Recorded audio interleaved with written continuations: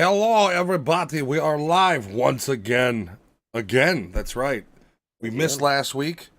We're back. We are reviewing 2 movies again. And a porno. Well, that's on the next podcast. Butts and Nuts, the show. I am here along with Louis, Giovanni, and Alex. How are you fellas doing before we get started? What have you been watching as well? Well, I'll go. I mean, we talked about it off air, but we just watched The Menu, which is on HBO Max, or HBO Max. No, yeah, HBO Max, if any of you guys have that. It's a horror movie about cooking. I would advise not to look up any trailers, but that was pretty good. Yeah, I wouldn't watch a trailer on that because I watched a trailer and I was like already starting to piece together what the fuck's going on. Yeah, other than that, I've just been catching up on shows. We're rewatching Game of Thrones again, which is no surprise. Again, hello Yennefer and Slavi. I think so. Jen and I are at a crossroads. We are either going to start The Office again or Community again. But then we finish The Office again. But then we also have Yellowstone we want to get to. We ran through 6 episodes of Letterkenny like they were nothing. See, but there's a difference between not that you don't want to watch The Office, but there's a difference between watching a show you want to get through and your comfort show. Well, see, that's the thing is, like, it's going to be a pairing, right? So it's either going to be Community and Yellowstone or Office and Yellowstone. Okay, so you have the serious show and then the comfort show. Yeah, because the problem is like the comfort shows are great, but I don't know about you guys, but when we binge them nowadays, it's like we have that tendency to just like anytime we have a little bit of throughout the week, we don't have a lot of time together, so it's like the little bit of time we have together, we powerhouse 5 episodes of The Office instead of watching something else. And when you do that 4 days in a fucking row, there is a point where even comfort food shows become like, I need to watch something else. Like, I need other input. The Office shows are only like 30-minute long, though, right?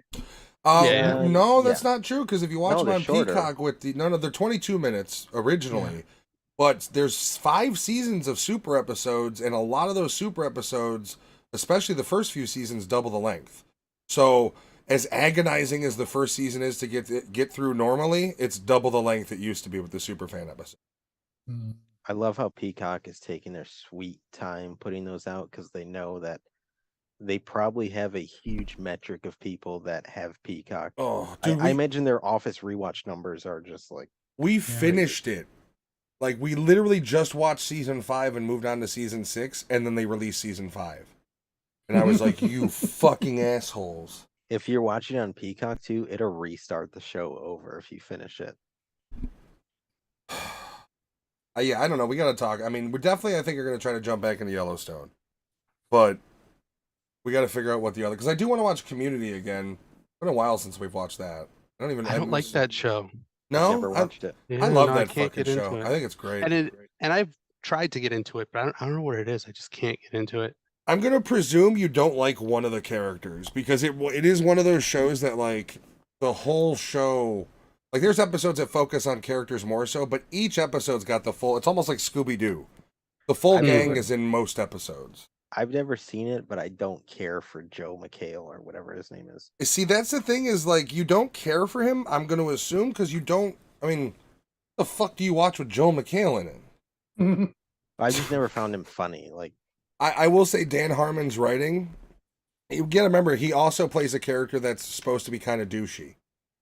Like, and the whole thing is over the course of the 6 seasons, or whatever it is, 7, I don't know, whatever they got, because they had that after season, after it got canceled, that had like half the cast. But over the first season, Joe McHale's character is an attorney that lied his way through and never passed the bar. So he's back at community college to pass whatever he's got to pass so he can be a lawyer again. That's the whole concept. And then he comes, like, Chevy Chase is a racist old man. You have Troy, you have Abed, Abed is just kind of this weird Indian geek. Troy is played by what's-his-face? Childish Gambino. I can't remember his real name. Donald. I almost said Donald Faison. Different guy entirely. That's Scrubs. Wrong show, too. But it is good because they end up start doing, like, theme episodes.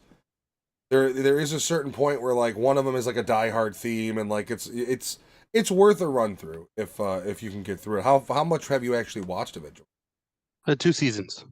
That's enough to know. Like, if you're not digging it at that point, it's almost like Arrested Development that way, where if at that point you're not digging it, you're not gonna dig it. I've learned that going through just one season is not enough. You have to have at least give it two Well, or three seasons. There's so many shows that the first seasons are kind of fucking weak. The Office is one of them. Parks and Rec. Breaking Rec. Bad, believe it or not. Breaking Bad, The yep. first season's good, but compared to the rest of the show, it's shit. You know, it's a prologue to what you eventually get. I would argue Game of Thrones season 1 was kind of slow. Slow, but still, it was pretty fucking excellent. No, Like, it was good, but Jenna, it was Jen and I slow. just rewatched that, and I will say it does not have a ton of action, but the writing, like the first time you meet, you know, any of the Lannisters, especially Peter Dinklage, the writing is just always on point. Literally, the writing in that show is amazing to like the last 2.5 seasons. Like after they killed before, well, the season before they killed Jon Snow, basically. I still have 2 episodes to finish the new one. Yeah, we rewatched the new one. We have not. It's still really good. We need to restart it. I have not watched season 2 of The Witcher, and we had plans to restart it, but it's just like, are they going to end season 3 off with a good goodbye, or is it just going to be a recasting and whatever? That show is, oh my god. Oh, the new one's getting beat the fuck up. I heard. It's not going to have a real good ending, probably, and you're going to be like, "Oh fuck, I wasted all this time on this." So Michelle Yeoh won a Golden Globe last night for Everything Saw All at it. Once. Oh, You know, she deserved it. I did not realize watching it that her buddy, her husband, is the dude from Indiana Jones. Short round, little round. Yeah, I'm pretty sure it is, really? isn't it? Yeah. It is. Yeah, it is him. And watching it, I was like, where the fuck? Because here's the thing: is I looked at him and I was like going through my Rolodex of like shitty kung fu movies I've watched, and I'm like, I recognize him from something. Yeah, I didn't put 2 and 2 together till after I watched it. Speaking That of, was fucking Short Round. Kung Fu movies. In an interview with Michelle, I found out that Jackie Chan was supposed to be in that role. It was a role written for a man. I would have fuck that dude. I would have rather had Jackie Chan as her husband or father. Oh, okay. I see the father. I can see him as the The father. husband would have been cool because then you would have had like Jackie Chan doing martial arts shit. Dude, That would be the only reason I was, would want. You know what I mean? Like that's just like a little. That's the kid in me going, "Come on, let him kick somebody with a chair and throw a ladder at him. Do something." The entire We'll cast get of it that soon. movie was perfect. Giovanni, Alex, what have you guys been watching? Me, I've been rewatching Big Bang Theory, and I've just started. I'm trying to finish out SEAL Team. Those are the only 2 things I've been binging. So I found out recently that Big Bang Theory was actually canceled. Bing bang. Bing bang. I don't want to be too Bing racist. bang. Sorry, that's the Taiwanese version. Canceled back then. Well, it was canceled. Like it didn't go off because like it wasn't like an amicable thing. The network told them they were done. No, they were fighting over who was going to keep getting paid the millions per episode. Well, I think the whole thing was what's his face, Jim, whatever, said like, "Well, I'm out," Jim Parsons, and they were like, yeah. "All right, well, we're just going to cancel the whole show then." Yeah, because he wanted more money, and then they were all fighting about it. What has he done? I mean, not to be a dick, but what has he done of anything substantial in Hollywood since Big Bang Theory? Bing bang. He's written and directed a couple of things, but nothing. But his character in that show was actually the most beloved. Yeah. Well, that's why Sheldon got the spinoff as a kid. Nobody's got the spinoff from the dude from Step by Step. Nobody gives a fuck about Johnny Galecki. But when, I think that's his last when name. the fuck does Doctor Who come to Disney Plus? At the end of this year. Ugh. At the end? At the end of this year. I'm tired. You know what? Those last 3 months. You know what? I'm going to try a different approach. Disney Plus, can you fucking please buy the first 30 seasons of Top Gear so I can watch it and not be interrupted with commercials because I got to watch it on Pluto TV? Buy Top Gear for me, for fuck's sake, so I have a platform to watch this shit on. Doctor Who is still on HBO then? Yes. Yes. I want to restart it all. So Jen and I we're currently binging through it. We're on Tenet right now. Speaking of Top Gear, so last Friday, we unfortunately had to put down our dog, one of our dogs. R.I.P. Yeah, he basically had a mass on his liver that was starting to destroy it. They presumed cancer, but we're at the point where he was doing a test was A, $1,000, and B, the doctor was like, the surgery's $10,000, and at his age and his shape, he may die on the table.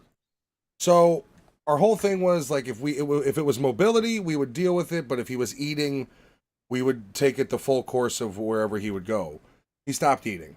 flat out refused. We would try to give him stuff, and he would get up out of the chair and walk away. And this was a dog who had very little strength in his back leg. So we had to do that. And one of the things that brought me comfort was Jen and I a little bit of comfort. It was a bit of a distraction because, you know, we had been dealing with about a week and a half of him being ill. And then we had finally made the decision. And so we watched Clarkson's Farm. I don't know if you guys have watched that or not, but it is a great 8-part series. Apparently, there's going to be a season 2. But that was kind of, we sunk into that and we watched that, and it was great. It was one of those things where that was the only, like, it was basically that in YouTube. Like, I couldn't focus worth a shit. I literally got a brand new PS5 in front of me, and I'm like, I guess I'll watch 3 more hours of YouTube till I fall asleep at 4:30 a.m. Well, have you watched the new Grand Tour, the last Grand Tour episode? Yeah. I want so many more of crash? those. Oh, yeah. Yeah, with the tunnel? James May. Yeah. And it's a rough one, too. I didn't see it coming, and I fucking shivered. I was like, what the Dude, fuck just happened? You know how you know the camera people had no idea that he was going to do that? Because the camera was only on Clarkson. Like, Clarkson was doing his witty dialogue, and May just comes in like a bat out of fucking hell and hits they're in a tunnel, and it's dark, and it's got these motion detecting lights, but they're trying to do a top speed on it. So May doesn't judge it right, fucking comes in and just plows the side of this cave wall on a side because he turned. And literally the camera's at Clarkson and it goes like this to catch it. Because nobody was expecting that 60-year-old man to run that fucking thing into a wall at 45 miles an hour. It, my fucking heart dropped watching it. I was like, what the hell just happened? It's just like the crash that Hammond had with the supercar, the electric supercar. He's at a shit. Well, see that in true fashion, they always, you know, are you going to go home and take your clothes off tonight, or are you going to have them cut off you from paramedics? But that whole crash, he even yells at him, and he's like, nobody, you went so far out, the cameras were at the finish line. He's like, we had to get that footage from YouTube. He's like, you didn't even crash by the cameras. No, Top Gear's always been a real soft spot for me, and I just, for a while, that Motor Trend subscription had it, and I was in heaven, but they got rid of it. So, like, nobody's streaming it unless I want to log into my fucking, the VPN to go to BBC's iPlayer, because they're all free there. But for now, I gotta sit through goddamn 80 minutes of commercials on Pluto fucking, how about this, Pluto? And the I'll pay you $10. I'll fucking give you a subscription. No, they don't. They don't do one. Yeah. Give me a premium to avoid it. The commercials are not even in spots where commercials should happen. It's like in the middle of a fucking sentence. Yeah, It it's just random. fucking cuts you off. I will say Voodoo is pretty good with their. I watch Terrifier free on Voodoo with ads, and they're not bad. Like every time the commercial cut, it was like right before somebody got killed though, where it's like the moment right before he saws her in half. Like commercial, and it's like, hey, ginger snaps are on. It's just random shit. They're not bad with the commercials. So, speaking of Terrifier, we are here to review 2 movies, Terrifier 1 and 2, the Collection. We're not going to, All Hallows Eve is an anthology. We're focusing just on the 2 Art the Clown films. Lewis and I were big fans of these for a while. Alex says, you did say you watched the first one, right, before? Yeah. What did you guys think of we'll just go, here's, I mean, not to be a dick, because I do really like these movies, but here's the story for both of them. A game of cat and mouse between a psychotic killer and a girl. That's the storyline for both. There you go. Sorry for the spoiler. Yeah. On the old ice skates. Yeah, and we're just going to talk about both movies, because they kind of, they're together. They blend well. These are reviews that are going to boil down, I think, a little bit to like, oh, that scene was awesome, which we try to avoid, but, I mean, in this sort of movie, you're not really, there's not drama in this fucking movie. I'll put it that way. They did try to make it more drama on the second one than they did the second one. Had a little bit. I will put a little more into the writing. I will say, if you've seen the movie Nope, I'm going to say that Art the Clown's little Treehouse of Horror TV show he has is way more tension than even Nope had. Remember Nope with the monkey had that whole scene? Yeah. I think Terrifier 2 did it better. Yeah, that whole treehouse scene, it just gets more like unsettling. Like it does a good job of like just being like making you more uncomfortable as it drags out. So what is Art the Clown? Like, what do you guys? Because he's clearly not human. I think So he what is starts it? out as. I think he I think starts out he's. as. I was about to say. I think he starts as human, but his actions kind of give him that dive into the demonic Yeah, but darkness that he becomes at the end of the well, movie. I don't know because he's done this Because- before. Because in the beginning of the movie, they talk about the attack that happened a year ago, and he's watching it. So he clearly did that attack a year ago, right? Mhm. So you can't like what damage does he take in this movie? Beaten Well- with wood, stabbed. I mean, like he takes a vicious amount of damage to the point where he should be dead, but Terrifier 2 starts and he's just literally starts with him brutally murdering someone. From my And understanding, the flames- He's attack playing Brain's with blown the out. back of his head and his eye. the attack Yeah. a year ago wasn't it It's a single location of just the three girls? Wasn't that what it was? yeah. Like a single killing of a brutal single killing of just three girls. Yeah. And I think the movie kind of takes you on his like that advancement. Like now we're gonna take it on through the town. And No, he goes I little understand crazier. maybe the mindset. I'm talking literally the weird, almost supernatural thing they give him. Because, like, the fact that he seems indestructible, for one thing. And then you have the beginning of number 2, he comes out of the electronic portal like a Terminator. Nobody's going to convince me that wasn't their intention. I mean, literally everything down to the blue electric, the flash, the wind, the papers blowing. Like, if that isn't meant to be part of the character, then that is the biggest nod.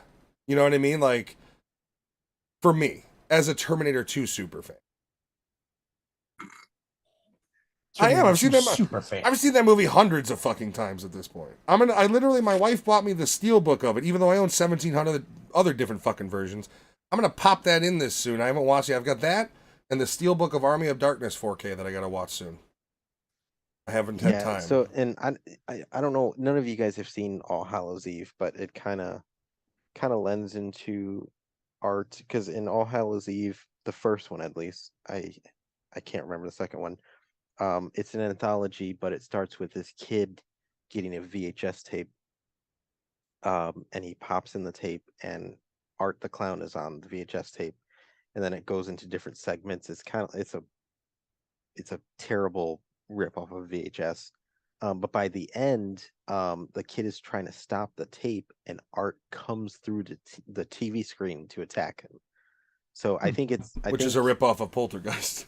Yeah. So I Or Ringu.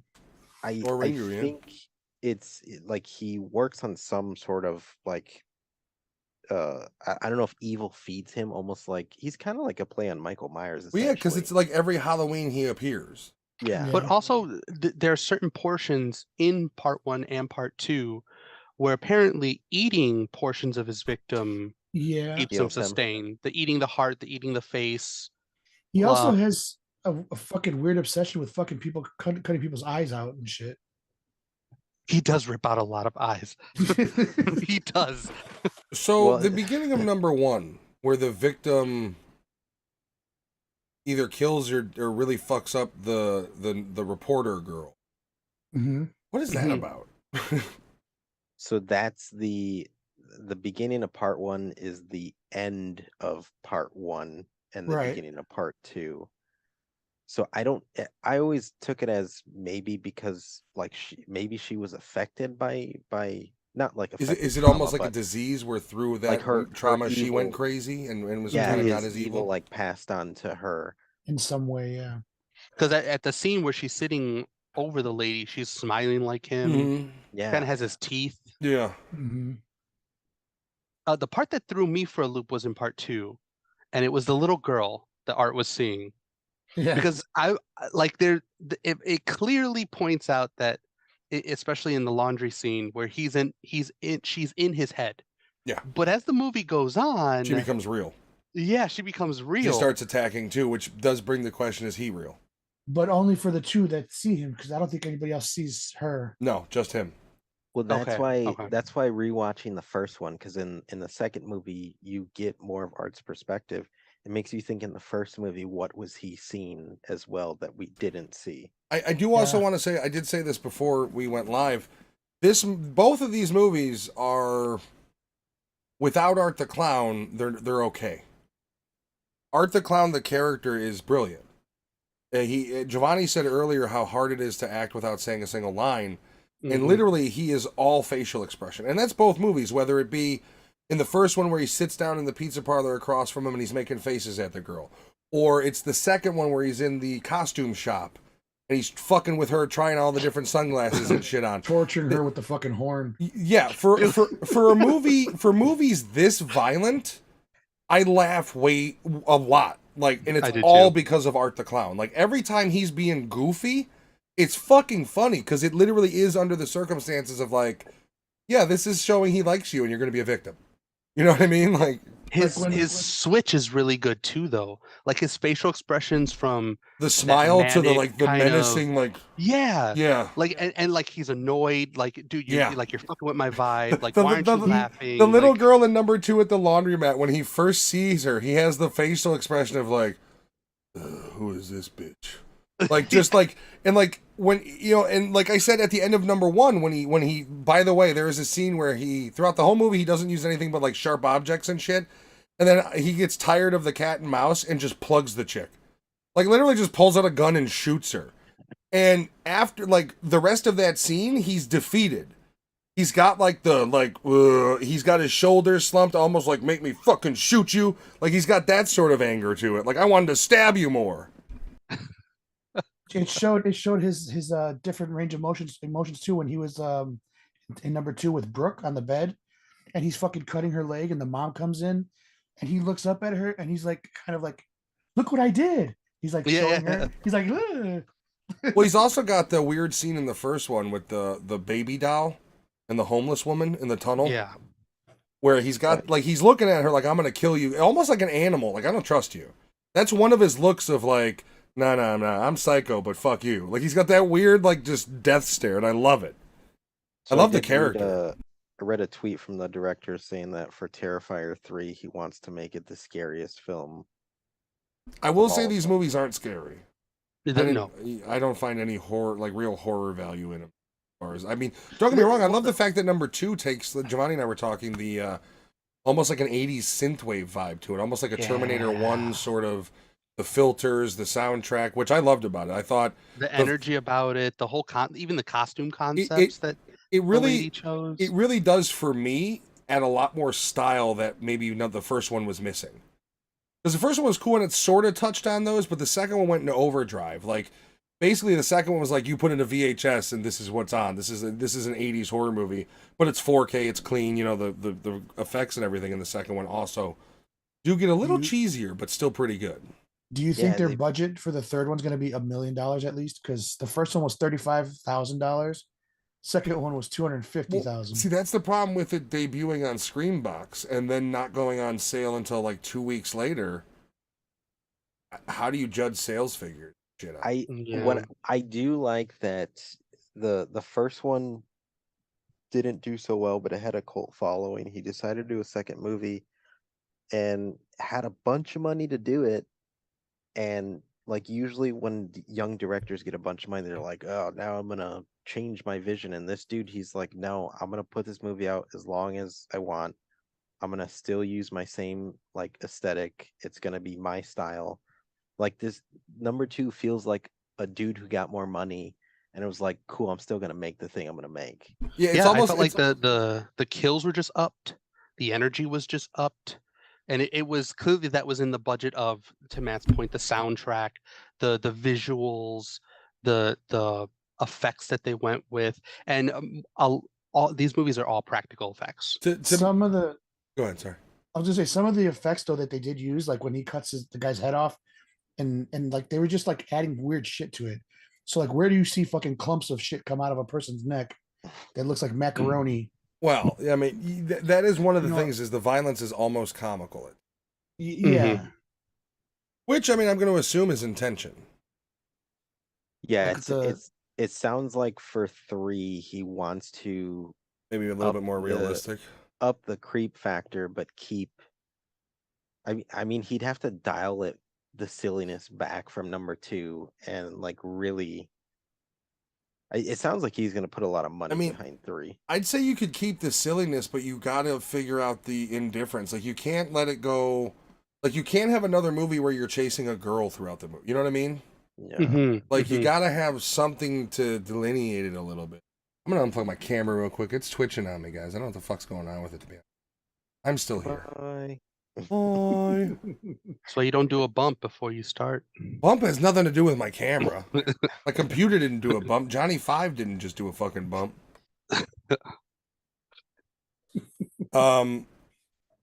I don't know, man. I like for me, Terrifier 2 is the much better film. I do appreciate. I like the fact that it's 2.5 hours long. As we were talking, I love the soundtrack. I love the whole vibe and the filter and like the filters they use too. Like they've got that weird, kind of like how we have on the screen now, almost filtered. It's a Like almost not like a grainy textured. yeah, not as grindhousey as ours, but in that same vein. And I really do. I liked it about it quite a bit. So in watching 2, it is 2 hours, 2 hours 18 minutes. And Yeah. watching 2 halfway through it, I thought this was too long.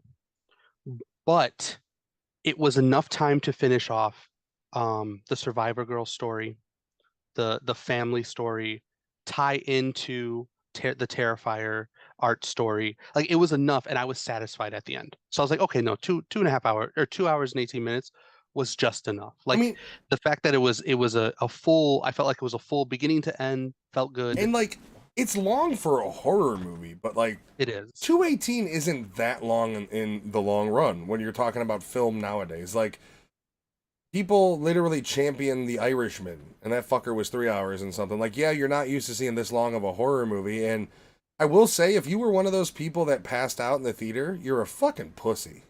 Yeah.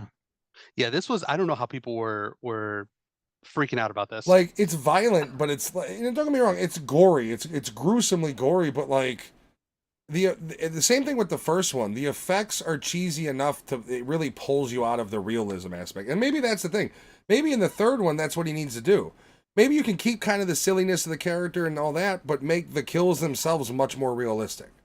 Because to Alex's credit, like what he was saying with the guy in the beginning, where it's just like it's clearly a doll, and you just put shit inside of its head that's going to explode out. So like maybe do it a little darker and do it more realistic. Like Yeah. the problem with more realistic though is you can't really go as over the top, because once again you can't really make cutting a woman in half from her vagina down really all that realistic, can we? With a handsaw. Any splitting of any human being is great. It was a good scene.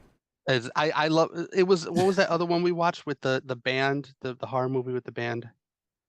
Oh, Studio Oh. 666. Yeah. That also Oh, had yeah. a Well- split two humans down the middle scene, and it was phenomenal. John Carpenter's vampires, the dudes who like I got more beer in the truck and right in half. Well, in Terrifier 2, there's also another splitting scene, but it's not a whole body. It's the fingers, right?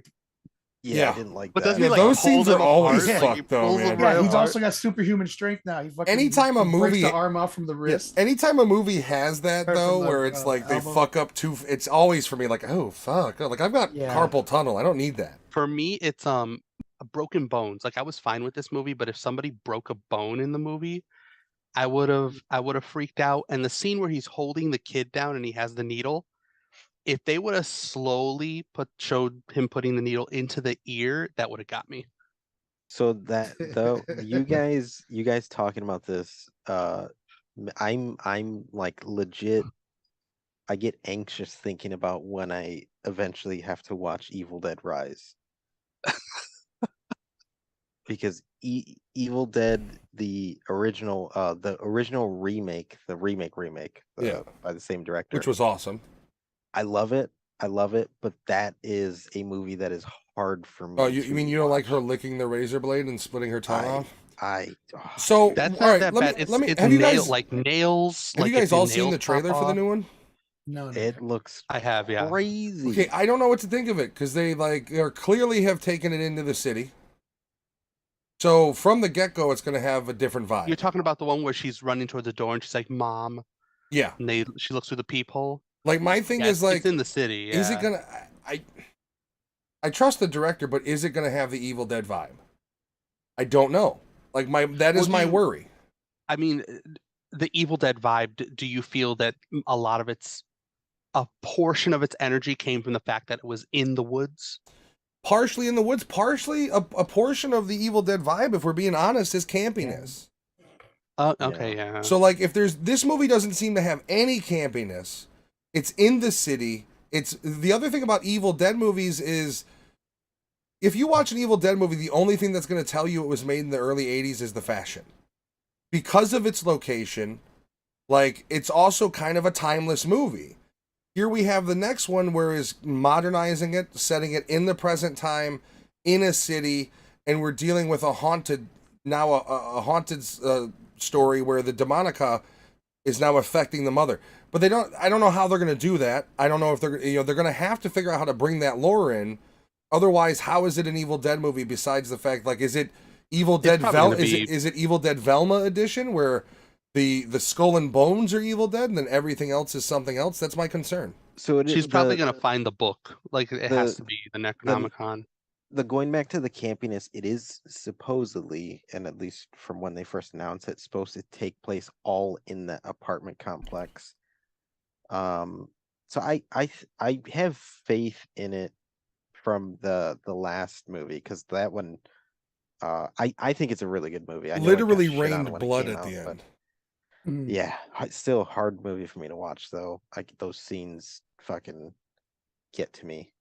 But it's funny because you contrast that with Terrifier 2, where you have kind of this like there's gory kills, but they're like just a little too zany where I don't know how people were passing out in theaters watching. I didn't understand. I did not see it. And I think that's the difference between like where if the director writer wants to make it more of a dark horror movie, he just needs to cut the cheesiness out. That's all you gotta do. Yeah. That's Evil Dead. Evil Dead gets to you because it went for realism. They spent tons of money on CG to do that. You know what I mean? If you cut the cheesy, a little bit of that cheesy is Art's reactions, his behavior. Yeah, you keep that in there. You can't cut that out. No, I'm talking like, and maybe it's going to be down to budget. Maybe it's going to be down to who you have making your practical effects. But like, if you want to have it scarier, it can't look like they're hurting a doll. Oh, okay. I can't remember what movie it was, but there is a horror movie. Can't remember the name of it. The movie starts out with a woman being bludgeoned to death with a baseball bat. And they filmed it with stop motion. And it looks incredibly realistic. I mean, literally every time the bat comes down and it lifts up, her face is getting more and more bashed in. I cannot remember the name of it. But it wasn't a high budget movie, but they used practical effects and they used stop motion and things like that. That's the thing with this too, is like every time you saw somebody's face getting disfigured, it just looked like it was just like a bunch of clay that they put there. Well, they put over some glaze and then blood. Well, even the victim in the beginning of the first one looks heavy. You know what I mean? Like, we've all seen the woman who had her face ripped off by a chimpanzee. It doesn't look quite like that. They don't leave a dead, blinding eyeball hanging out of the head. That's not how it works. I was trying to look up that movie, and it was a movie of the year. I'm like, no, that's no, not. It was a movie that Blockbuster era. I can't remember the name of it though at all. That sounds so familiar though. Yeah, but it opened up with her being bludgeoned. Yeah, I'm pretty sure the opening scenes, it was like there was commotion, and then woman falls to the floor, and it's like the camera's on the floor facing her. So she's laying vertical, camera's on the floor facing her, and then she starts to get hit with a baseball bat. And then like as each swing happens, the face gets more and more mutilated in a very realistic looking fashion. Like it looked better than the Faces of Death used to be, because Faces of Death is half fake, half real.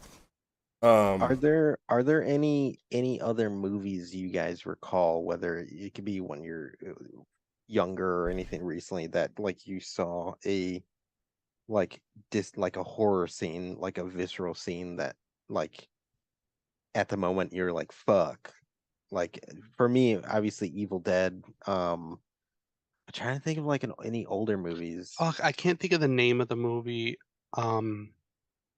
But there's a scene where it's a woman in a tub, and I think it's about a haunting, and the ghost grabs her mouth and starts pulling, and they show it like, Oh God. yeah, they show it like, and she's struggling, and it's clearly CG, but the idea of getting to your stretch point and then going beyond, that creeped me out. It was really disturbing.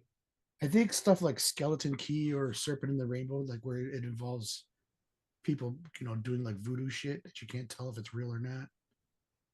I The think voodoo that's hoodoo, which don't dare do people. yeah. Man, I don't know. Like, To quote The Office, I often call my wife Voodoo Mama Juju. Like I said, for me, um, it's broken bones. If literally if a bone breaks on screen, but like you don't see, like it doesn't break the skin, it just breaks, and like they show like the arm just flipped a different way or the leg, that gets me every time. I can't do it. Dude, I don't like teeth stuff. I used to be terrified of the dentist horror movies. I don't know if you remember those. Yeah. Yeah. Oh It's my coming Well, to god. Blu-ray, there's Dr. there's the Giggles. dentist and there's Dr. Giggles. Yeah. Aren't they the same guy too? I think so. The same guy plays him. He also plays Dyke Man at one point. So how'd you feel about fuck, what's the show? It's short stories, but the monster who eats teeth. The Was it it was kids on a show? no, it was on Sci-Fi, and they were doing Oh, you're talking about motherfucker, this is gonna bother me. you know what I'm talking about though, right? Yeah, it was a creepypasta story. It was a creepypasta story, yeah. And the So- first story was it was a creature made of teeth. It would eat other people's teeth. in the messenger, I just sent the link to this scene from the movie. It's called Frayed. Ah, yes. Okay. Channel Zero is what you're talking Channel about. Zero, Tony. yeah. Yeah. Oh, No, I've yeah, seen that that was movie. hard to watch. I don't know, man. Like, am I a bad person to not have any? Just trying to think of scenes that got to me. Like, there's really nothing in the like. I mean, I've seen a Serbian film. I'm assuming you guys have. That's a fucked up movie. But I don't know, man. Like, there's not a whole lot of scenes that you might want to mute it. Whoever's playing it, I could hear her crying. Really, you can hear that? Yep. Just mute What? this. You don't need the audio, you fucking sadist. But like, how can you hear that? I don't know. I did. I got supersonic fucking jackaroo ears. I don't know. You don't like bone breaking or like nail ripping or I mean, it doesn't necessarily have to be like a torture scene, but like Okay. any scene in a horror movie where you're like fuck, What- like not a jump scare, but when I was a kid, the only scene where I was ever like, was Stir of Echoes when they're killing the girl and her nails on the ground, Oh yeah. where they like break off. What's up, Don? Fabian heard it too. So go ahead real quick if you want to click that link and skip to like the halfway through. And you'll see. I don't want to play it on YouTube because we would Yeah, probably no. get flagged for excessive violence, even though it's But a it's movie. it's really well. Yeah, it looks really muted, well Alex. done. It looks really well done Starts at for 1 what minute. it is. Yeah, it The, starts at 1 minute, and they filmed it with stop animation. So like, there's actually along with that video is probably linked the video of how it was made because there's a YouTube. There was so much outcry when that movie came out because it was so fucking realistic looking that they Mhm. released how that scene was filmed. It's really well done. Really well The- done. It's The yeah, it's best- pretty fucked up. the best horror scene in a Marvel movie by an actual horror director that I watched a video essay on is the scene in Spider-Man where Otto Octavius his His things tentacles attack. start talking to Yeah. him. Yeah, you gotta. it's shot in such a Sam Raimi way. It's so good. Well, see, but Sam Raimi invented some of those angles. Like, in my opinion, Sam Raimi invented that quick pan into the hero's face and like the weird, the background that's real but kind of not real looking. That's a Mhm. Sam Raimi signature. If you see that in any other movie, they stole it from him. Movies in the 90s stole that angle. Harry Potter has scenes that stole that fucking angle. That's his style right there. And people don't understand it. That if you see that scene, like go watch Drag Me to Hell. Drag Me to Hell is an hour and a half of I that love fucking movie. shot. Yeah. Drag Me to Okay. Hell is a movie where if you watch it on mute, it's boring as dick. But if you watch it at home with the stereo turned up, it's a jump scare fucking machine. Not violent, It's just, No. I remember seeing in that theaters, and I don't know if this is true, but I would bet money on it that the studio had deals with that theaters that said you crank every fucking screening of this movie. Because when I saw that movie, even I jumped scared. Why? Because I was being barraged with fucking loud, spooky, demonic noises every 4.5. That fucking movie, every 2 minutes is a jump scare. There is no resting point. It is a workout. It's like, okay, you've rested your mouth. Here we go. And then there's the fucking next one. Doesn't it also have flies too? Like you would hear the flies. Yeah. Yeah. The sound in that movie was engineered very well. Yeah, whoever Raimi was using for that company should be the gold standard for horror films. Because, I mean, when I saw that was probably the last movie I saw in theaters that wasn't RPX or IMAX that fucking blew me away sound-wise. I think Christopher Nolan needs to go have a discussion with old squeaky pipes Nolan, eh? What's up, Fabian? Hi, Earthbound once again. Dude, fuck Christopher Nolan. You know what? Fuck James Cameron. All right, two things. This fucking old dickhead comes out, and first off, he's got the balls to tell me he's tired of watching cinema at his home. This And he's trying to get off your millionaire ass. who's got a fucking entire theater room. You mean to tell me, no, you're not bored. You want money. You want money because you made it an ever-inflating fucking budget of a sequel that has to break $2 billion to break fucking even. So you're a shill for the fucking theater industry. And then you come out and you say, well, testosterone is and masculinity is toxic. We need to get rid of it. Does anyone happen to know the number one hormone in both men and female? It's testosterone. Women have more estrogen than men do. That's why they are the way they are. But testosterone is still the goddamn dominant hormone in women too.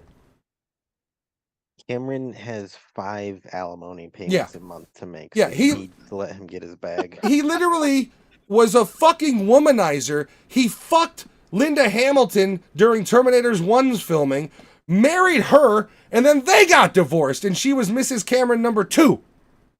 And she got a chunk of his fucking fortune. Fuck James Cameron. You know what? Fuck Avatar. I'm not watching Avatar 2 until the first motherfucking movie is out on 4K. How about that? You could spend $60 billion making your fucking underwater 3D goddamn weird blue creature fucking adventure. Give me a 4K fucking, I'm gonna, fuck that. I'm not watching it until True Lies is at least out on fucking Blu-ray. You spend 15 years making a pool movie, but True Lies doesn't even have a fucking Blu-ray transfer. If I want to watch True Lies, I gotta watch the upscale goddamn garbage DVD edition with shit audio. One of the greatest action movies of the fucking 90s doesn't have a Blu-ray transfer, but I'm supposed to give a shit about, and by the way, you pick Sam Worthington, the most unlikable fucking actor out there, and I'm supposed to root for him as the main character. Who the fuck likes Sam Worthington? Does anybody? Nobody. Who's your favorite actor? No. Sam Worthington? No. Oh, you don't know who he is? Because he fucking sucks. He's the same guy that when he was filming that movie with Schwarzenegger where they played like the Ghost Squad, he went into bars in Georgia and threatened bar owners and people that he was DEA, which is the character he played in the movie. Yeah, and I'm supposed to champion this fucking hillbilly white trash actor? Fuck this guy. You couldn't have got anybody else to stick with you for 20 years over shitty movies? By the way, spoiler alert, the bad guy from the first one is a blue character this time. Don't know how they do it. I'm assuming his mind got shoved into a blue asshole, and now he's a blue fucking alien. Fuck Avatar, bro. Give me a 4K. Give me a 4K of True Lies. Until then, fuck off. Give me Titanic 2. Titanic 2. I will say about True Lies, Tom Arnold's best role. Well, yeah, because he had somebody competent writing for him. Any of his roles that he's good in is not because he's good. It's like, hey, you drugged out old white man. Read these lines. That's Tom Arnold's acting career. Hey, have you had your cocaine yet, you fat pig? Go read the lines. That was a weird diatribe. But yeah, fuck Avatar. Fuck Cameron. Fuck So M. Night anyways, Shyamalan. Next I don't know why, week but we are reviewing Avatar. No, just kidding. Avatar, Avatar 1 and 2. Avatar shape of a dick. I'm sorry, but it's annoying that like literally because he's got a movie out, like he hasn't said a fucking word for a decade while he's been making this piece of shit.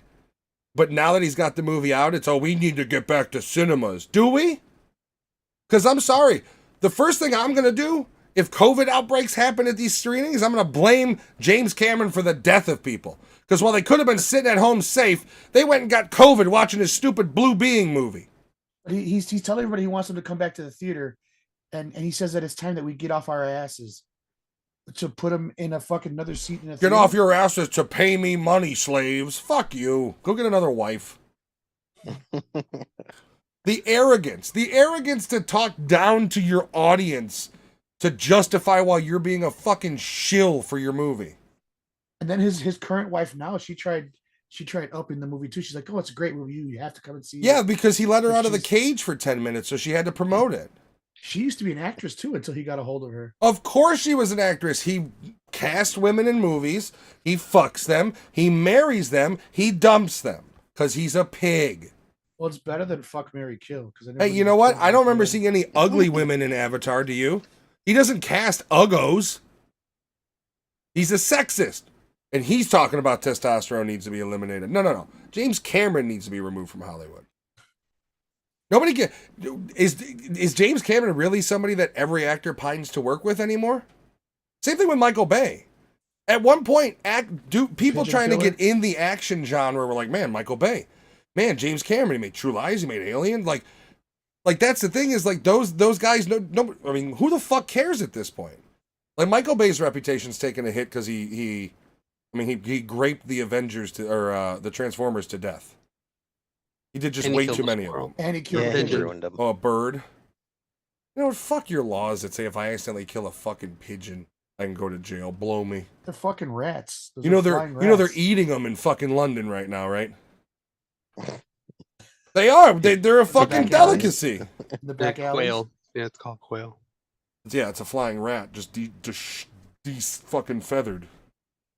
Damn, dude, I don't like James Cameron, but he made a lot of really good movies. Yeah, and he's a cunt.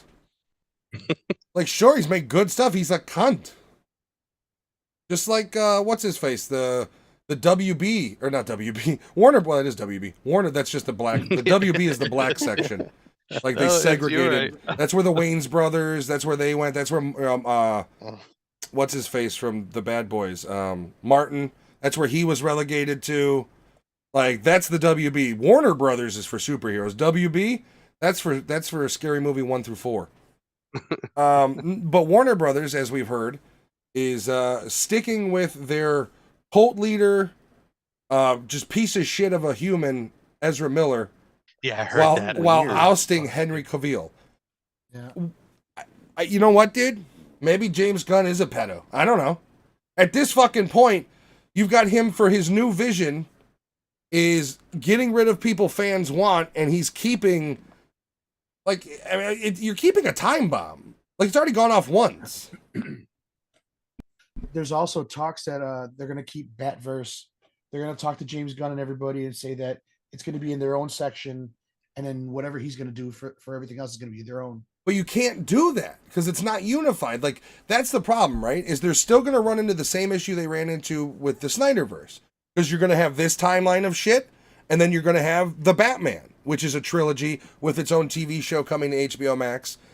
And this idea of, like, that doesn't work. Marvel proved it. Everything's got to be connected. Now, Marvel's gone overboard, but Marvel really hit success when everything started to connect. And this idea of DC can exist, the DC movie universe can exist fragmented, is stupid. It can't. You can't have you can't have Snyderverse, and you can't have the WB show or the WGN shows. There's a reason the only one they ever did a crossover was Flash. Oh, those were the CW. Yeah, I Yeah, guess. CW. Formerly WGN, formerly Bozo the Clown.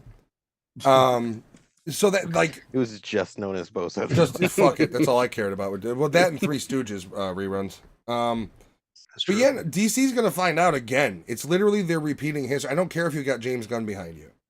And then that's the other thing is how many properties is he gonna try to build this new DC universe on his own projects? I guarantee you, Peacemaker's gonna start getting a bigger budget and being spearheaded, which is great. I like the show. But then, he's already did Suicide Squad. So at what point is it a James Gunn factory? You're gonna get way more Suicide Squad. I don't know, man. I don't particularly like James Gunn as a person.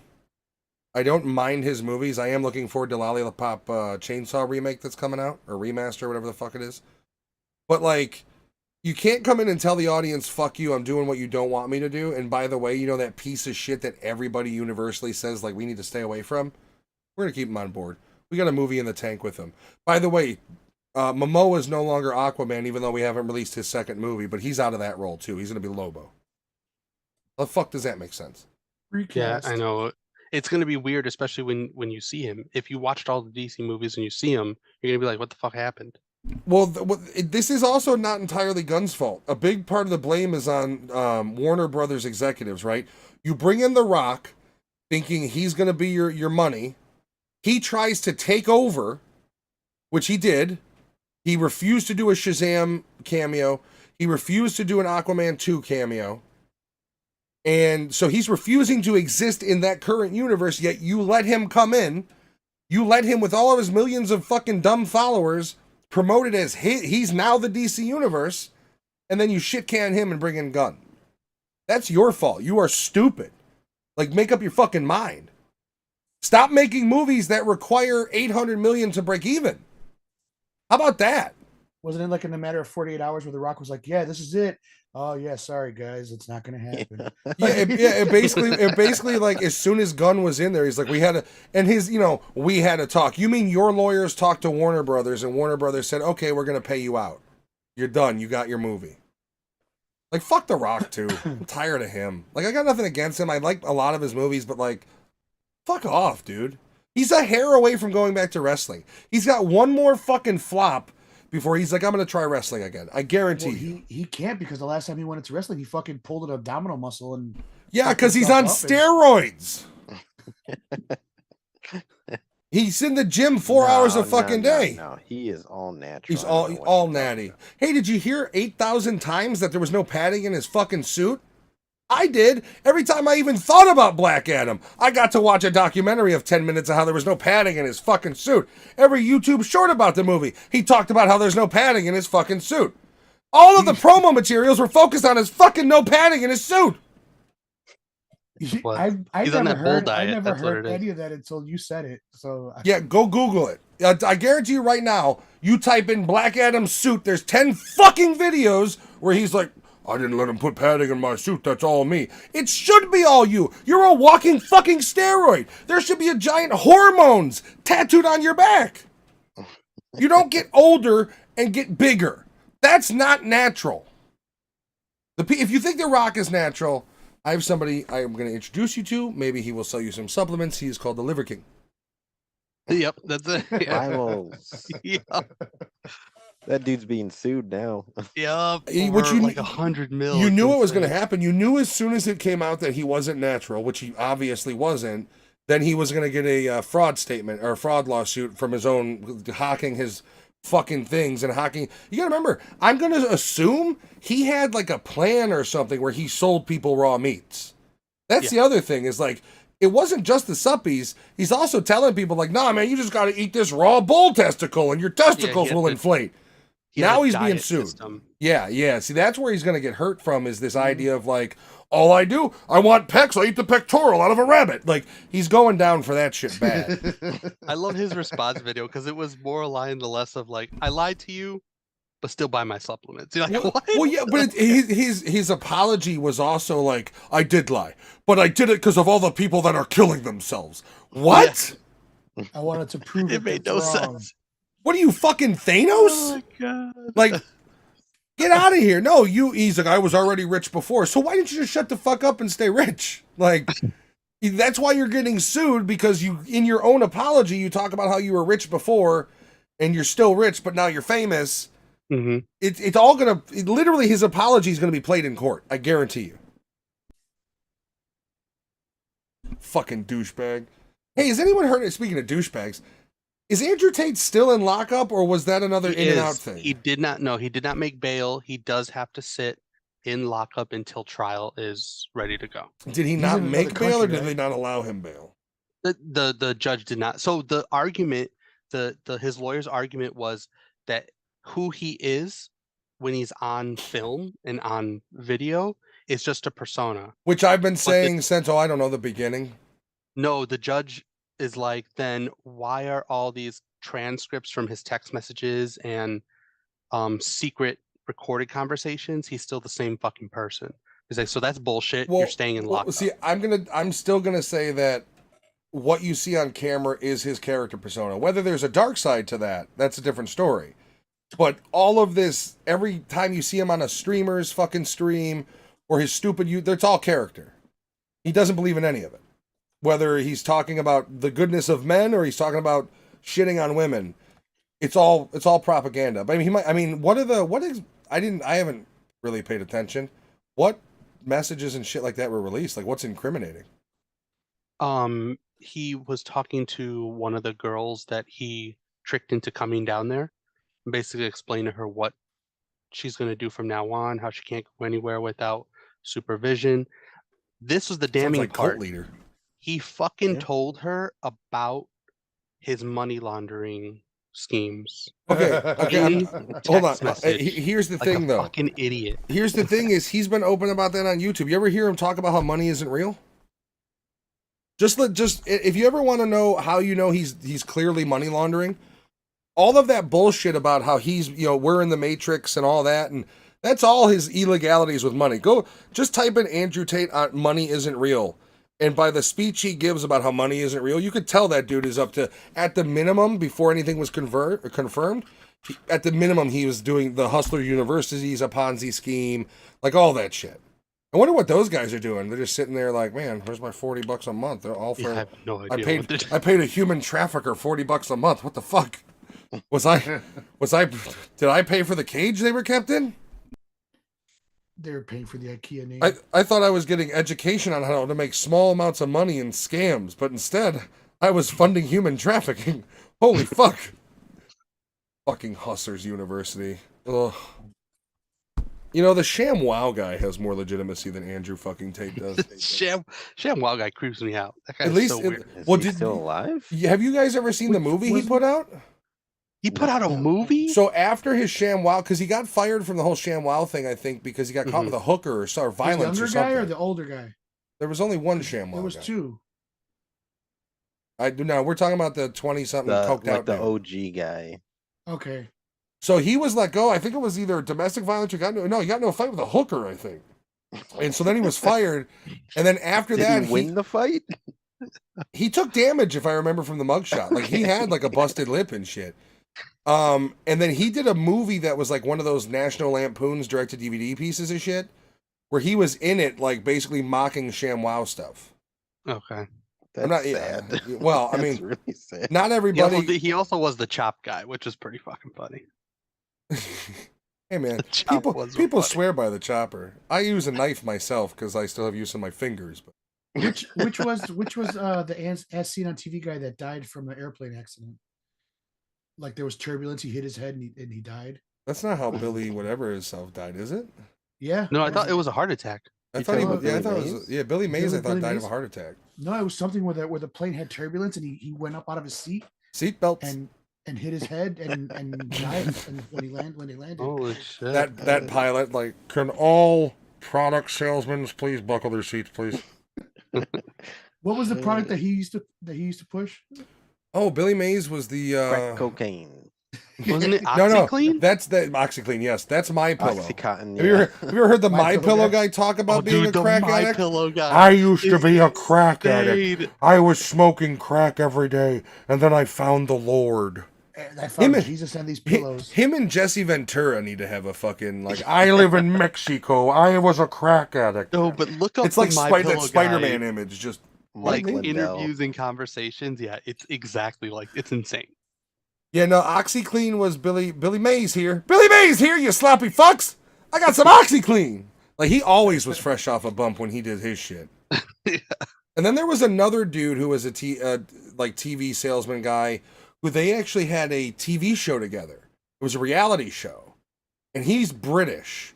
And then literally as soon as Billy Mays died, this British motherfucker was doing ads for OxyClean. Yeah, He's like, he I'm was here my to friend. step on his grave. and clean it with OxyClean. I'm gonna clean my muddy pants from going to his gravesite with OxyClean.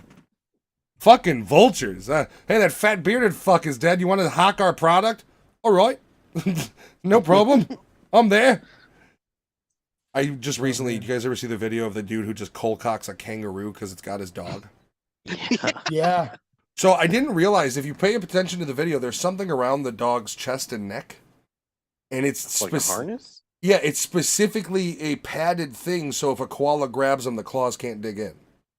And I watched somebody break down the video, and literally it's a 5-minute, and I just got, the moment the dude was like, yeah, no, that's actually there to protect him, I was like, oh, tell me more.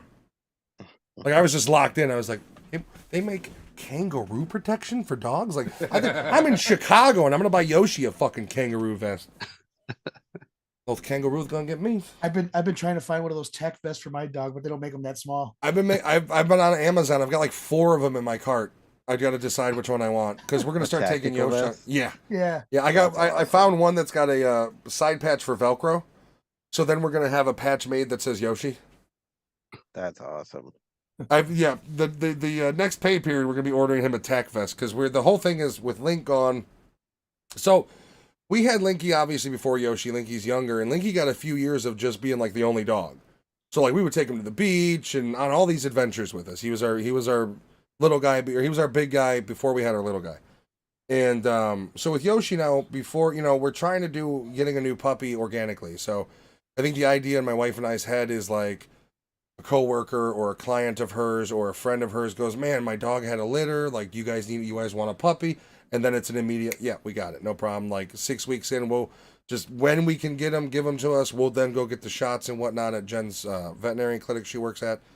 And so we're going to try until that point, until we get another little pup, which is at this point, we're searching for, we will be looking for Pit Bull or Rottweiler. I would do a Bulldog, but Bulldog, straight breed Bulldogs have a lot of health issues. Yeah, they do. So I'd like to get something that's like a pity Bulldog, or Yoshi's a pity boxer, and I love that. So something in that realm. Jen would love a Rottweiler, but that's kind of what we're looking at. Female, male, it doesn't matter. I figure if we get it at a puppy, Yoshi's going to accept it either way. He's not a mean dog in any way. So those Bulldogs, though, they're so fucking loyal and they're so cute. Oh, dude, I would love one, but So I know fucking that fat, like too. 8 years from when you get him, he's gonna go because of their health issues. They're breeded. That's the only thing I don't like about Bulldogs. It's not their fault, but the fact that we breed them. Yeah. It's well, so bad. Well, that's the other thing is, even if it doesn't happen organically, and we start searching, we're going to be going for adoption. Mm-hmm. Like we are a adopt not shop family, obviously. And both of our boys, they were picked up off the goddamn street, basically. So, don't that's the ever, plan. anybody watching, don't ever buy a puppy in a pet store. The puppy mills are horrible. I gotta be honest with you. If you go and you purchase a puppy, like I'm gonna say this, and it's probably not proper for me to say, but if like you getting some fucking specifically bred dog that you're buying is more important than like maybe pulling one out of a kill shelter, even if it's not a kill shelter, like rescuing one, you're kind of shitty. Like I understand the outlook of like, well, I want this specific husky that's cost me $1,800. I look at that like, well, it was $450 to adopt this dog who's 3 months old and has been in a shelter since it was born. And it's just like, you're shitty. Don't buy. You're shitty. Like, you don't, as many dogs as are out there in shelters and shit, you don't need to purchase it. You don't need, there's plenty of them and they all need love. They all do. If anything, if I've learned anything from Linky dying is it's like the only way I can equate it is I haven't felt that level of heartache since my mom died. And if a dog can do that to me, that means he gave me enough love in my life to where I truly loved and appreciated him. And I think if you can truly love and appreciate anything, it sucks and you shouldn't let them just waste away in shelters and or die. Like, I would love to adopt an old dog. I just don't know if I could take that. I don't know if I could bring in a dog in my house, start to love it, and then watch it go within a couple of years. I don't know if I could do that. I just like going what I went through last weekend, still going through. I'm in it for the long haul. If I'm taking you in, you're part of the pack till you die. We all are. Before Link got sick, I told you about that one dog that was for 9 years waiting to be adopted. And you're like, don't send it to my wife. I was like, okay, I won't. Yeah. But that's the thing is like she could probably handle that, but for me, it'd be, you're giving me this animal that I'm going to get heavily attached to and then watch waste away like I did my other big guy. It sucks though. When we went to a shelter a couple months ago, we went into the puppy part and everyone was looking at the cute puppies, and like there was this old dog in this big cage off to the left. No one even went up to it. So like I just went up and hung out. And I told Shay, my wife, I was like, when we have a house, I'd like to, when we have the time, I'd like to adopt a few older dogs. It sucks, Well, but see, that's where my crazy compound idea that I always talk about comes into play too. Believe me, if I could, I'd unload at a shelter. Like, here's the thing: if you got money, you can do anything the fuck you want, right? So in this dream, I have unlimited funds, and I've got 20 acres of land that I built a compound on. I would do what I could. I would unload local shelters. But I mean, and you can't expect people to do that though, because even then, if I unload the local shelter, I'm gonna get attached to a dog, and you're still gonna have to. That's the hard part with old animals. Is that's the hard part with anything. We all die. We all inevitably go. We are all gonna die. My little guy Yoshi's gonna die someday. Like, it sucks. Unless you're Paul Rudd, you don't age. Oh, he'll die. It'll just be behind a hooker. He drinks covered in heroin. Blood. Yeah, he's part of that Hollywood Pizzagates thing. I think he's just staying young, sucking the embryos out of the neck of babies. So how do we review these individually, or do we review it all as like a whole? I mean, they're each a little different, to be honest with you. If you did them individually, my score is still the same for both. So what is it? Won't matter to me. For me, they're straight fours for me. I did like them, but there was still shit that I hold on though. We gotta average it. So that's 4 plus. Oh no, it's 4 anyways. There might have been a 1 somewhere. Mine are pretty close too. If you do the first one, it's a 4 for me. The second one's a 4.5. Lewis. I think because I do have some minor issues with both films, but I think they're pretty solid, and I actually agree with Giovanni. I'd say 4 and a 4.5, which is saying a lot because this dude's about to make a third movie. He has more money, and I think that score is going to be even higher on the fucking third one. Especially, good music like the previous two. Especially, you can bring a little bit more realism to the deaths. Because that's the one thing this movie is missing, is the deaths aren't realistic really in any way, shape, or form.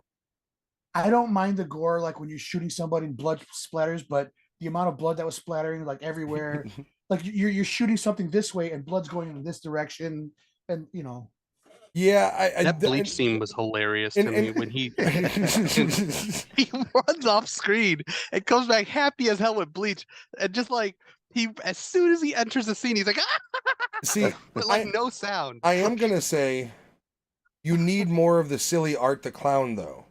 Yeah, like you need more of the silly Art the Clown and less of the cheesy kills, because like the reason. Oh, by the way, I'm gonna go 4, 4.5. And the reason I'm, 3.5, 4.5. And the reason why I'm going to go that way is I'm going that route. And the reason why is in number 2, I like it so much is there's more Art the Clown. There's an expansion upon his character as well as what they allow him to do in his acting, where they allow him to take the character. Yeah. Like, it's always been devious, but the fact that he's seeing shit and he looks at the imaginary clown girl with the same look of disdain at first that he looks at his next victims, like, Art the Clown is the centerpiece of these movies, obviously, and there needs to be more. Like, you got a lot of violence, you've got creative kills, give me more Art the Clown and make the kills more realistic in the actual puppetry and physical practical effects, and I think that's how you're going to achieve your scarier movie, if it's no longer goofy as it is. More scenes of him sitting in the fucking laundromat naked, reading the newspaper and laughing at 4 people dying. But to that point, the second movie does a really good job at really providing the type of character he is. Because like he sat in that movie and did his clothes. He didn't kill that guy. Like he served candy to the kids. Yeah, it was in a severed head, but he served candy to, like, there's character Like he's not just Well, killing just to kill. Like there's the- character well, in but The guy in the who he is and laundromat who does he's eventually thinking. die. Yeah, he does kill the laundromat guy Yeah, he does eventually die. as he But before he walks but it out. is cool that the second movie gives you these moments of just art, Yeah. like Just not him. in his element, just him. Well, see, and go ahead. Sorry, I I was didn't gonna mean to say, cut you I think in a third movie they could fuck with that more, and you could have scary moments with just him, like I don't know, seeing other projections that kind of creep him out. Like I hope he digs in the third movie, digs more into the character of Art the Clown, and I think also what would up the creep factor is instead of Art just gutting people uh like he did kind of with the second movie with the girl, introduce some characters that like the audience is rooting for, like give them a bit more backstory, so when it does happen, it's like fuck, this person's dead now. Well, yeah, I You will say think- that that's a negative in both movies. Is they make it pretty well known that everybody's expendable. So Mhm. like, I would also say that if that's the direction, if this is the direction they were trying to go with number 2, lean more into the supernatural.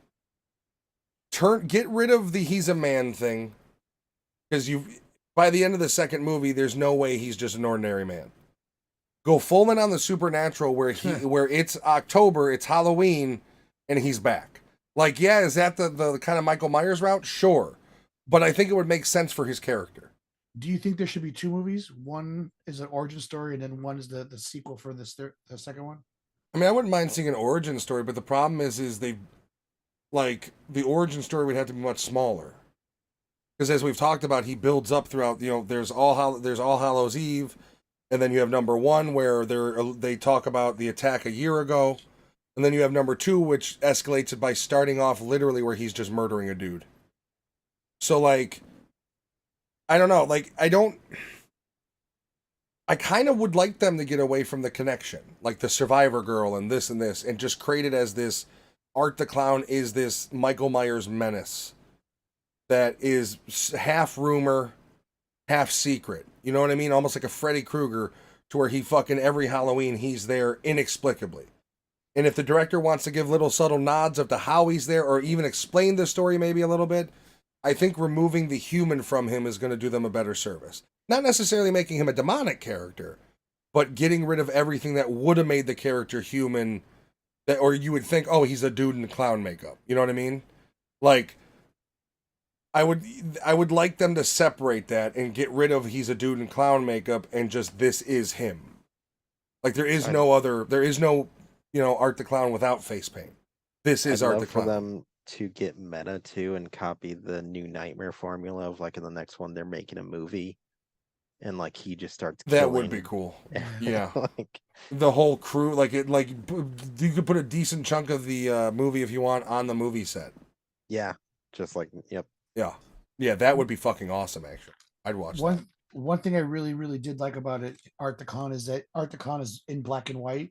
He's not colorful or anything, and it doesn't really mean that he's a mime or anything. It's just one of those things. Like it, looking at him walking by other images, you like, is it real? Is it not? You're just seeing him going through. I Yeah, like and that. it makes the blood splatter contrast with him just being Well, black and white. It's see, like perfect color palette. I was thinking about this at the end of the first one where she knocks him out almost, and then he gets back up and shoots her. But like, wouldn't it be interesting if somebody hits him and it goes out, and he goes into like a spectral plane, and he's the thing in color, but everything else is black and white, and he just starts opening himself up to get red, like in his there's weird shit you can do with the character that would work because the character itself is so fucking weird. Like he's no longer a creepy clown. You know what I mean? He's like an entity. Yeah, that he's roams gotta be more now. Yeah, he can't just be a dude in clown makeup. Like he's got to be something more for the third one. Otherwise, half of the shit that happens in number 2 don't make sense. Dude, they can make a movie with that little girl as the fucking creep. She was creepy. Yeah, Yeah, good job. What if they connect the little girl back to the doll? Like, it's not real, but in his head, that was his daughter from the first one. Like, what if they bring back the homeless woman from the third one, and she's in full Art the Clown fucking makeup too? Yeah, I just I'd want watch to that. see more of Art the Clown. I really hope that this because the budget for the second one was like 250 grand, and the movie did almost 12 million. The And I hope fact this dude just sticks with his guns and makes that third one the way he wants to make it. it is amazing how, I mean, I will say this. It is amazing what you can do with cameras nowadays. The fact that you can do a 4K crisp looking movie like this, because the transfer is crisp as fuck on 250K budget. You know what I mean? Like 250K budget is an episode of Game of Thrones. And they made an entire movie off of it. You know what I mean? It's pretty crazy. Like if they giving him a bigger budget, but I don't think he wants a bigger, like, I think he wants a bigger budget, but like, I think a guy like that, hearing how he's tweeted out and shit, wants to stay to a certain true to form. So I don't think you're still not gonna see CG in the next one. Bigger budget with full control. Well, I think he had full control on this one. Yeah, it's all his control. It did make me a little scared if like Blumhouse is gonna come knocking on his door Ugh. trying to fucking. I can't stand Blumhouse. But No, You know I what think I with would- the budget, it'll just be better makeup, You know what I would better like to costume see? design. Let's get some crossovers into established universes, though, right? Like, if we take the theory that he's teleporting from the Terminator 2 beginning, you could theoretically teleport him in any universe. Can you imagine if you had Art the Clown going up against Freddy, Jason, like, you know what I mean? Like, That would if be they cool. were to go that route where Art the Clown becomes the Deadpool of the horror universe, tell me that wouldn't be fucking cool. those other franchises are free from their hell that they've been. Yeah, but nobody's gonna make Mhm. one though, because every time they do, people don't go see it. I mean, the last remake we got at all was besides Evil Dead was what, Friday the 13th the remake, besides the Halloween movies? Because we haven't had a Yeah. Freddy remake since the Well, there- one that failed. There's gonna be a Friday the 13th show. I don't exactly know what they're doing with Yeah, Nightmare, I though. don't trust TV shows at this point, dude. Every good movie franchise they want to turn into a fucking TV show. I mean, Did we you just ever saw see- what had happened to the Santa Claus. Did you ever see the Friday the 13th TV show that they made a long time ago? No, I probably wouldn't like it. Mm-mm. Nothing to do with Jason at all. It was just Friday the 13th. That's what it was called. I mean, if you do a TV show right, I mean, but here's the thing: is like the problem with a TV show is how do you format it, right? Because the idea behind a slasher horror movie is a killer runs through and kills as many people as he can in 90 fucking minutes. How do you elongate that over 6, 7, 8 episodes without becoming boring, without losing the arc? I mean, are they going to do a Dexter where he's murdering one person every episode? Is it, do you do it smart and you do a Friday the 13th show and you do generationally where each season's a different era? First season's 80s, second season's 90s, third season's 2000s. Like, how do you format it? I mean, the Scream TV show, if you guys ever watched it on MTV, wasn't bad, but it lost the arc. At a certain point, there's only so much you can do with a psychopath in a mask. So it's like, I'm always weary when it comes to established horror properties being turned into TV shows. I mean, look at Westworld. Got fucking canceled. Now you can't even watch it on HBO Max. It's been removed. Gone. I don't understand why they did that. Yeah, they've removed it. They removed it. They're removing I a don't lot get of that either. TV shows. Yeah, but why would you move? You mean to tell me there's no Original equity? products. There's Original no products. fucking equity in views with people watching it on VOD? I mean, I'm sorry, but Warner Brothers, HBO Max, that whole conglomerate started the at-home movies. And it was all about clicks at home. And you mean to tell me that Westworld has no value as a VOD on your network? And also their other one that was really big, Hemlock Grove or whatever. Or is that Netflix too? I'm was Netflix. I'm honestly tired of mergers. They're I'm pulling tired. down. I'm tired of Disney buying everything that they can smell. I'm tired of HBO and Warner Brothers and all these companies making deals and Paramount, and it's enough. Like, if people aren't going to the theater right now, it's because the industry is shortcoming. You let people sit on their ass at home because it was dangerous for them to go, and then you try to pull it away and realize, oh shit, we've addicted people to the comfort of the home. Why? Because movie theaters aren't comfortable. That's the truth. You go spend $30 on a movie theater ticket. You still got some asshole making noise. You still got to get up to take a piss in the middle of the movie. You still got to spend an egregious amount on food to eat there. You still got to deal with a crowded theater if it's a fucking opening weekend. Like, where is the luxury in going to a movie theater? A movie theater used to be the place you would go to watch a movie because it was the only fucking place you could see a movie at that quality. And with modern technology, I can watch a movie in 4K and surround sound in my living room. Is it Dolby Atmos? No, but guess what? If you got enough money, you can have fucking Dolby Atmos set up in your house too. Why would I go deal with all the not luxuries of a movie theater? Back in the day, movie theaters were luxury. You didn't have a big screen at home. You didn't have modern. The only way, I mean, hell, it took until the 90s for people to be able to buy fucking VHSs at a reasonable price. Yeah. So that made sense back then. A movie theater was a great place to go. Why? Because you couldn't see the shit anywhere else. You And could even rent if you- them from Blockbuster. Yeah, even if you rented it at Blockbuster, you had a fucking VHS that was beat to shit. So It was a suitcase, a fucking hard suitcase Yeah. that you would take from Blockbuster. you didn't need to bring the gun with to Blockbuster because you could use the case for self-defense. And now we're at a point where not only, hell, we don't even need fucking discs. I could stream 4K from, there's a whole list on Peacock or Paramount on one of them. I could buy a movie in 4K on Vudu today. Violent Night released in VOD a week after it hit theaters or 2 weeks after it hit theaters. Why? Because who the fuck is going to, with family and everybody over for Christmas anymore after 2 years of lockdown or whatever it was, plus the current fucking issues with what is and what isn't COVID, who's going to say, hey, family, I have over for Christmas. Let's all go see this movie. No. They're going to stay at the house. They're going to get drunk on wine. They're going to put the kids to bed. Then they'll watch it. They'll spend $20 on it. Cheaper for them. And they get to stay at home. They get to pause it. They get to piss in their own bathroom. They can microwave things or their own food. Face it. Staying at home is the luxury now. A movie theater it's uncomfortable. Using your own bathroom versus using a theater bathroom is fucking Well, it's God. just the biggest fucking Being able to difference. pause. Me I being able don't to sit use here theater and vape. bathrooms. I just shit right in the seat. That's why you Real have to go man to of the Davies theater thing, every yeah, time. right at home. I just get How we this do image it. of Giovanni not doing it nonchalant at all, though. Like he's like standing up full, just bent over, hovering above somebody. Like, hey, how you liking the movie? Yeah. The guy's looking up and like, what the Like, are fuck's you going on? shitting right now? I mean, don't get me. And like, here's the thing: is I was the asshole that would be like in the theater, like.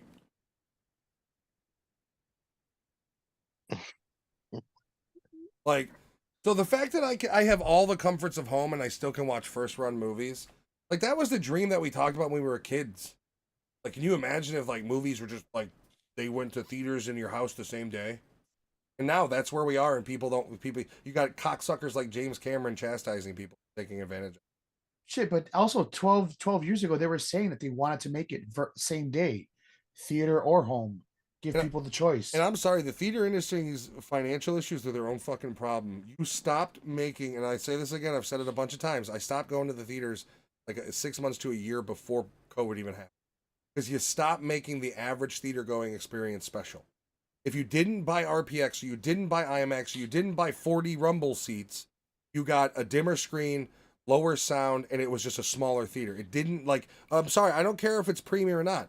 I should be able to go to any movie theater screening and get a better experience than I can in my living room. And if I can't, that is why the theater companies are, because people have realized that they're spending egregious amounts of monies simply to see a movie watch a movie earlier than they can at home. And once they discovered that I could see this shit at home, then it became, why would I deal with the bullshit of the theater? Why would I deal with getting my kids, all three of my kids bundled up in the fucking winter to drive to a movie theater when for $25 I can buy it on Disney Plus?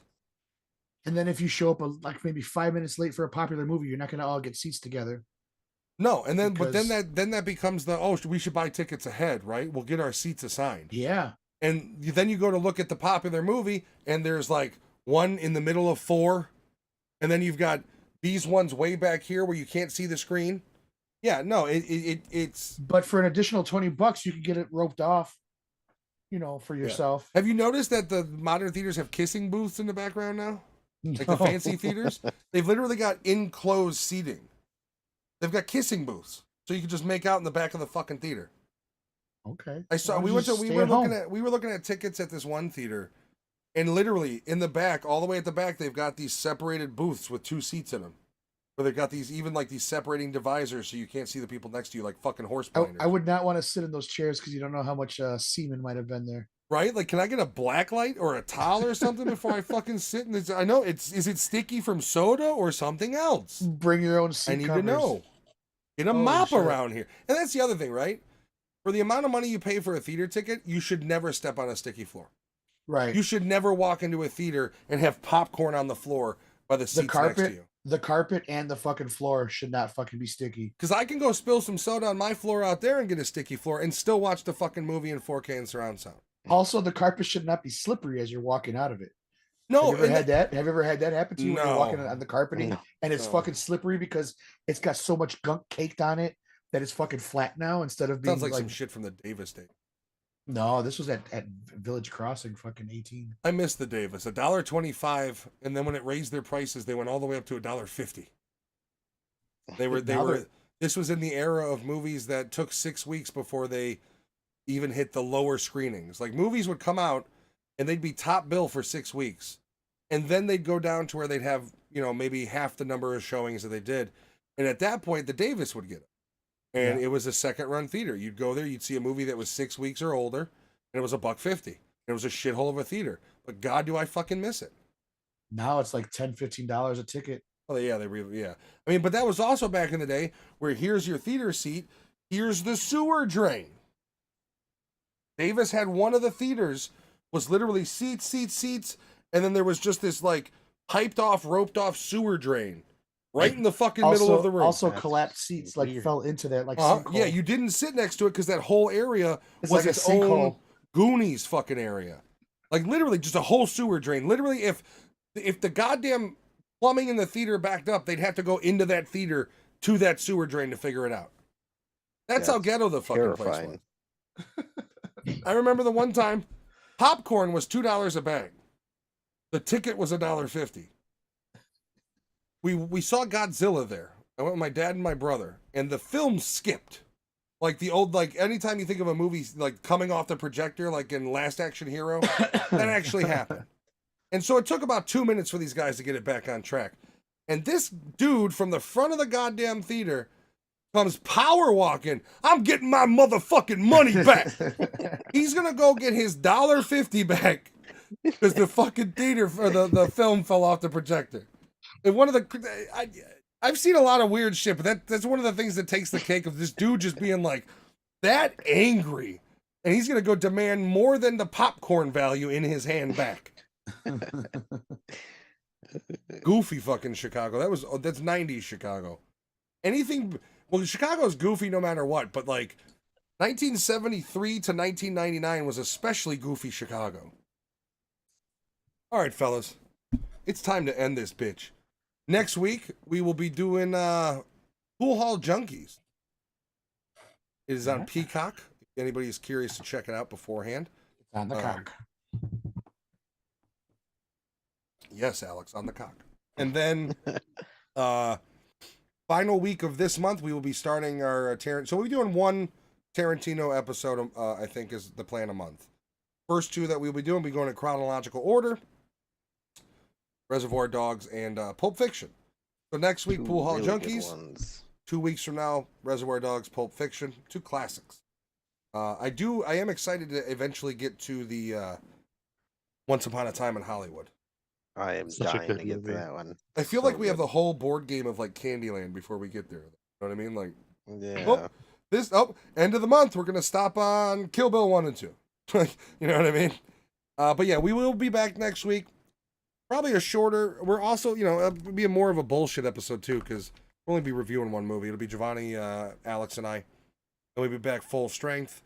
We will have to figure out formatting coming up soon, because we'll have Lewis and Giovanni for 2 episodes a month, and then Alex and I need to figure out what we want to do about the other 2 episodes, or if we want to do 1 episode, or however we want to do it. We got to figure it out, and we'll do that. But fundamentally, nothing's going to change. We're still going to be the same assholes. So, everybody have a wonderful night. Thank you, fellas, for joining. Everybody, we will see you next Thanks for week. watching.